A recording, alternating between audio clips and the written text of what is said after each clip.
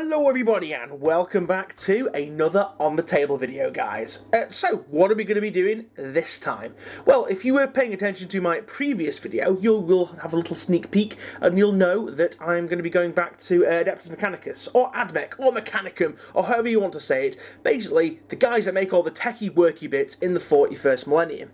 Reason being is, they've had some new units introduced and the codex has been updated and it's quite a viable list again. They've gotten a little bit better in some of the units, and they've added something which is really cool. Not actually the codex, but by God, Forge World have done it, haven't they? They've added an actual transport to Adeptus Mechanicus, which is great.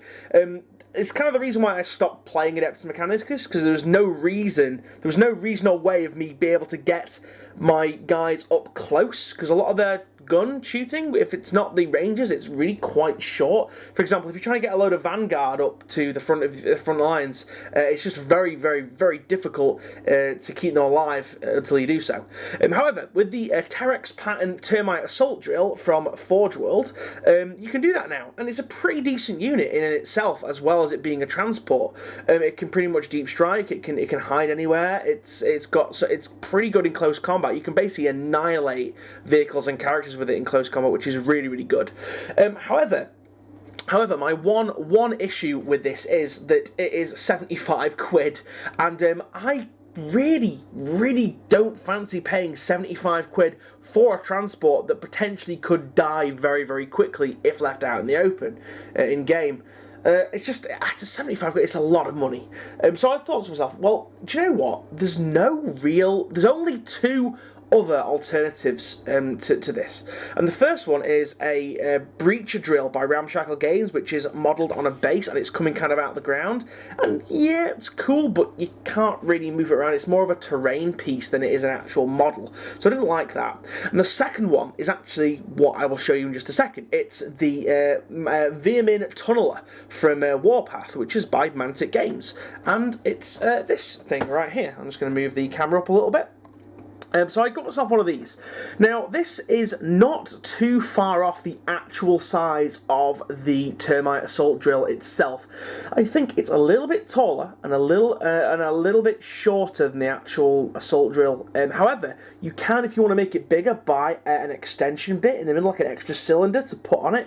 I didn't, for all intents and purposes. I'm only going to be using this in friendly games. I only really do friendly games. I don't do tournaments or anything. But this is a really good value for money kit. It's only a mere £25, sometimes 20 or 19 or even 18 depending on what reseller you get it from. The only issue is they're really popular at the moment, and actually they're sold out on the Mantic website, sold out from most resellers, and I actually got one off eBay in the end for I think it was about 20 quid, which is pretty good value for money. So I basically made a saving of like £55 by getting this, and the actual kit itself is really nice. It is surprisingly nice, actually, guys, considering the overall price of this. Normally, for 20 quid, you'd expect really low quality, just really shoddy workmanship. However, I can tell you now, guys, the actual components and the parts are very nice. Not many of them. This is basically all you get in the box.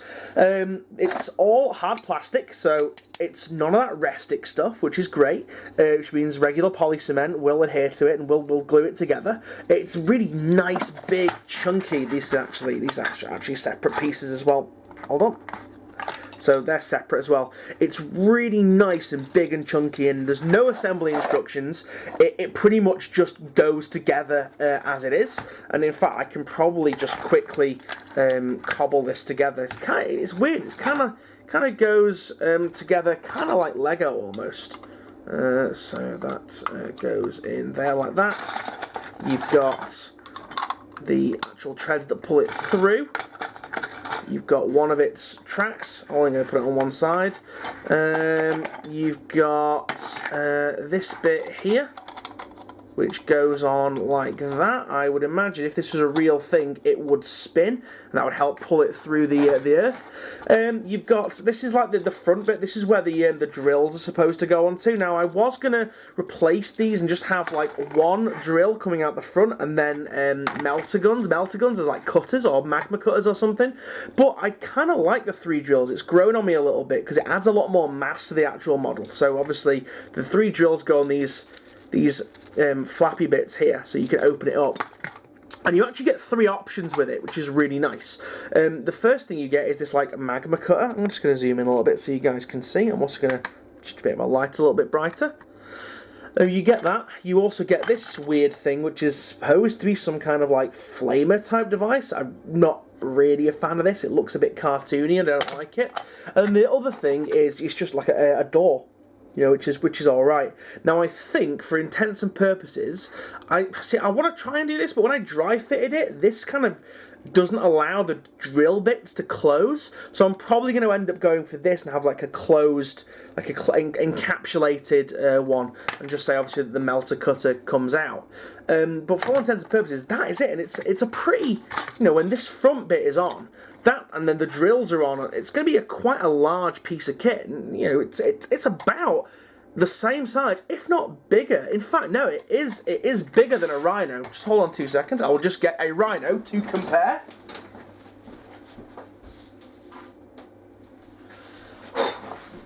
So, ow, shit, damn it! Oh, just whacked my heel on the floor. So, as you can see, let's move that back. There is a Rhino transport, and there is the assault drill. So obviously it's held together in the very loosest sense of the word. It's about the same width and it's about the same length as a Rhino, so in theory it should count as a transport. You know, because obviously the size equivalence. It's actually a lot taller, so you can actually imagine Skitarii actually in this, because they're a lot smaller than Space Marines. But yeah, so it's pretty good in that respect. Now, I'm going to put that over there. There we go. Now, obviously, you guys are probably screaming at me, "Oh my god, it doesn't look Mechanicum enough. What are you doing, man?" So I've decided with this, I'm actually going to do a little bit of converting, to make some little additions to it. I kind of went the other day and I made some press molds of some Adeptus Mechanicus logos and things. I've got things like that I made. I might try and put some big Adeptus Mechanicus cog symbols on there. I've also got some little ones that I made from the that new servo hauler kit that came out. Well, this light isn't very good. I'm gonna have to zoom in a little bit. Sorry guys, 1 second. So I made some press molds off there. You know, these can fit pretty nicely on that as well. I've also got some little, I don't even know what these are from. Hold on.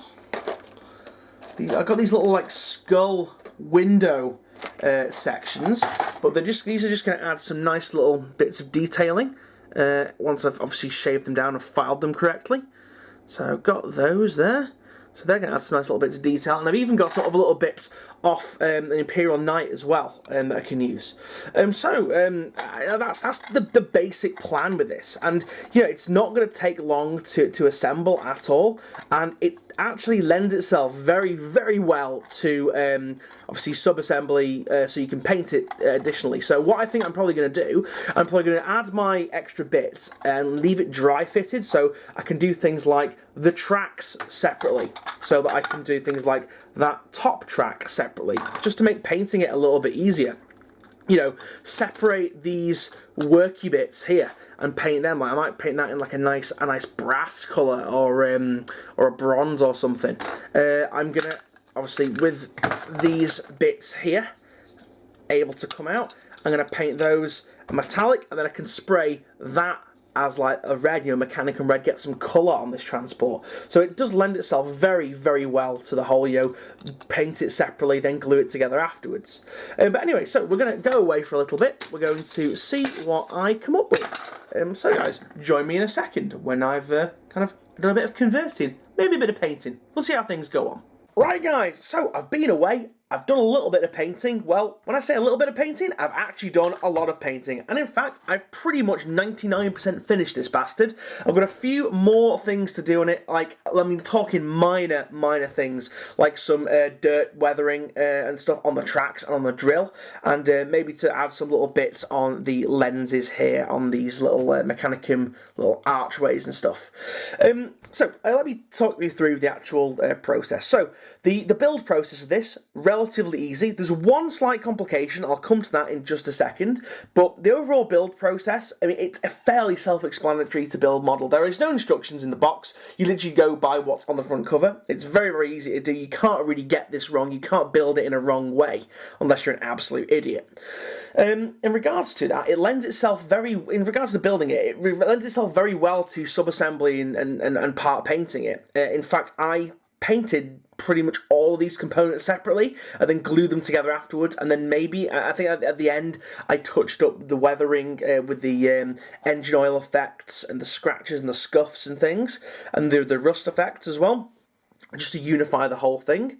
But yeah, it paints up really nicely. And again, for how much you pay for this, the amount of detail you get is really good, all things considered. A few minor additions, what I actually made to it, and I'm talking the most minor of additions. The first thing is on the like the cutter, the magma cutter type weapon here. These actually do open up. And I'll come to this bit in a second. So this opens up to reveal this crazy magma cutter type thing going on here. It has this little tiny little weedy little end piece, this little nozzle, but I wanted it to have like more of a melter look to it. I originally was going to just have a singular one of these in the middle and use that as the drill, and it gave it like a proper, Thunderbirds, I digress, but the mole from Thunderbirds, like the old Thunderbirds with like the puppets and shit. They used to have that vehicle called the Mole, which was dropped by Thunderbird 2. It just screamed that, and it screamed nostalgia to me. This is why I actually chose the model predominantly, because it was just full of delicious nostalgia.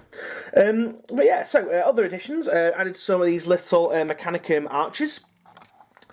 Which again just green stuff press mold, as you saw before. We've got some Mechanicum logos here, which again these are press molded from the Imperial Knight, and then I actually have the Imperial Knight skull motifs, which replaced the Imperial Aquillas on the Knight. So I had loads of these knocking around because I've got quite a few Knights, and these look really well here. I'm going to give these another wash and darken up the eye sockets, maybe even make them glow a little bit. I'm not entirely sure.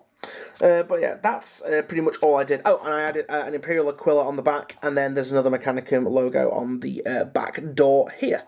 And yeah, that's pretty much it, guys. It was a really nice model to build and to paint, and with little converting, you can have an absolutely awesome Terex Assault Drill. It beats paying £75, when you consider you pay like $25 for this from Mantic, when you consider it's cheaper from other retailers as well. It really is an absolute steal, especially if you don't want to fork out all that money for Forge World.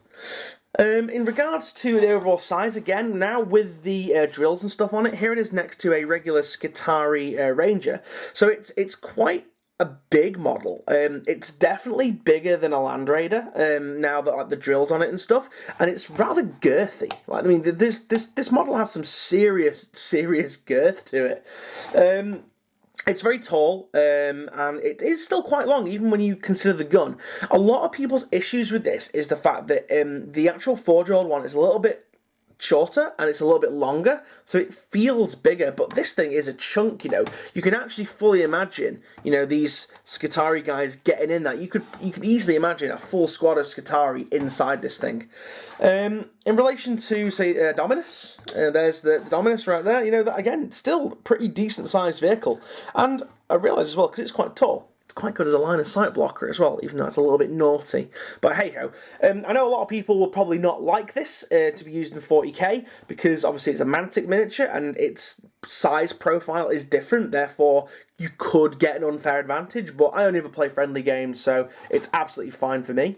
In relation to other vehicles as well, here in the background is my Macro Carried was it Macro Carried Transporter or whatever it is, and yeah, I paid 90 quid for this thing, and I've never ever fielded it because there is no rules for 40k, only 30k, and I don't play that.